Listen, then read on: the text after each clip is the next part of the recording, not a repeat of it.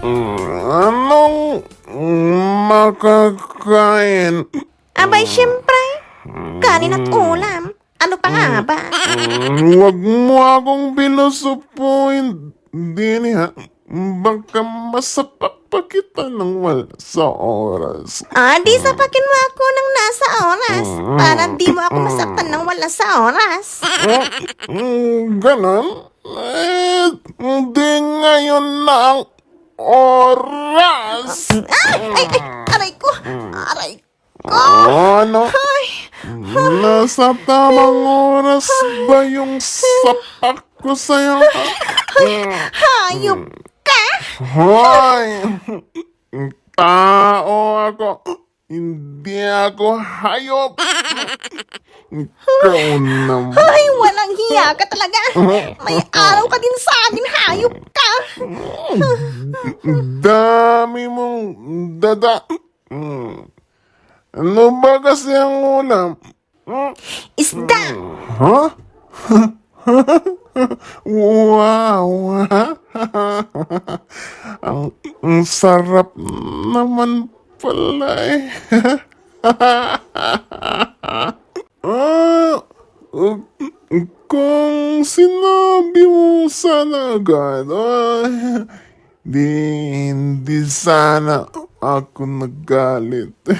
Ikaw kasi. Paano? Lagi ka nalang lasing. Diyan ka magaling. Buti sana kung pera mo ang ginagasta mo. Ano bang problema mo dyan?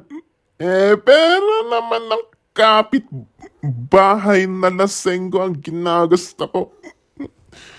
Binibigyan niya ako ng pambili ng alak at pulutan para kaming dalawa ang uubos. Hay nako, ewan ko sa'yo.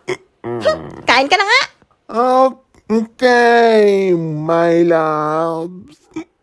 Salamat sa isda na para sa akin. Ha? Oo na, sige na. Kain ka na.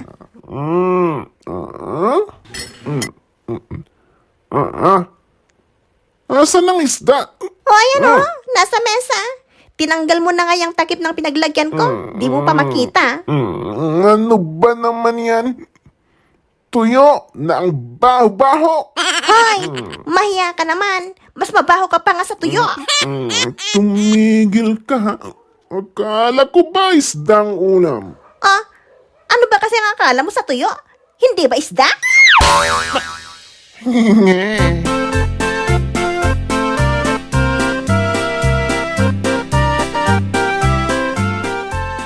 Inay, hihiwalayan ko ng walang silbing lalaki. Ano?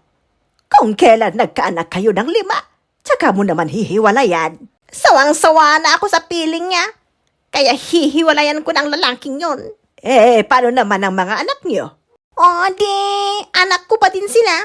Kahit naman makipaghiwalay ako sa lalaking yon, hindi naman magbabago na ako ang ina nila. Ay nako, kung ano-ano ang iniisip mo.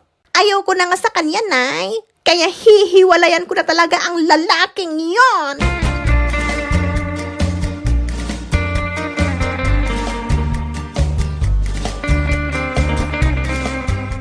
Anong balak mo? Hihiwalayan mo ako? Oo, dahil sawang-sawa na ako sa'yo. Akala ko ba mahal mo ako? Nakakasawa na nga ang pagiging lasenggo mo. Kung makikipaghiwalay ka sa akin ang mga bata. Hindi maaari. At bakit hindi? Ako ang ama nila, kaya sa akin ang mga bata. Hindi nga maaari. Sa akin ang mga bata. Sa akin, sa akin, sa akin lang. Sa akin. Hindi! Sa akin! Sa akin!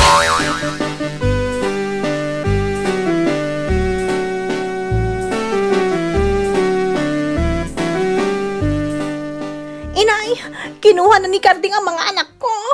Ano? Opo, Nay. Kailangang mabawi ko ang mga anak ko.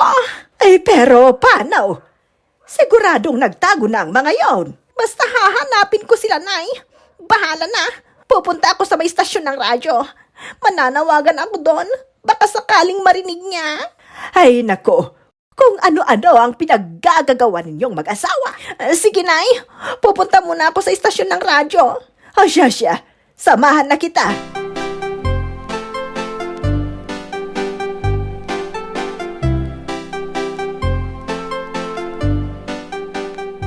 Bakit ba kasi dinala mo dito ang mga bata? Gusto kasing suluhin ng asawa ko ang mga anak namin. Ano?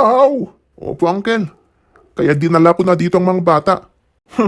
Ang swerte naman ng babaeng yon kung ilalayo niya sa akin ang mga anak ko. Ay, naku. Ewan ko sa inyong mag-asawa. Ang dami pa naman yung mga anak niyo. Siyempre, malakas ang kamandag ko, Uncle. Kaya nakadami kami ng anak ng asawa ko. Hey, believe nga ako sa iyo eh. Kaming mga magkakapatid, tig-isa lang kami ng anak. Samantalang ikaw, nakalima kayo agad ng asawa mo. Ganyan talaga ang matinik, Uncle. Oh, siya. I-on mo na nga yung radyo. Makikinig na lang tayo ng balita at drama. Sige po. Kardeng, nananawagan ako sa'yo. Ibalik mo na ang mga anak ko. Ha? Ang asawa mo yan? Nasa istasyon siya ng radyo. Kardeng, Anong ginagawa niya dyan? ibalik mo na sa akin ang mga bata. Parang awa mo na, Kardeng. Ang swerte mo naman kung ibabalik ko pa sa'yo. Parang awa mo na, Karding. Ibalik mo na. Maawa ka naman. 5 ang mga bata. Isa lang naman ang sayo dyan eh. Ha? Ano? Ay. Ba't mo sinipa ang radyo? Hayop na babae. Ay, Ay, wala. Mas matinig pa lang asawa mo kesa sa'yo, Kardeng. Tama na! Tama na!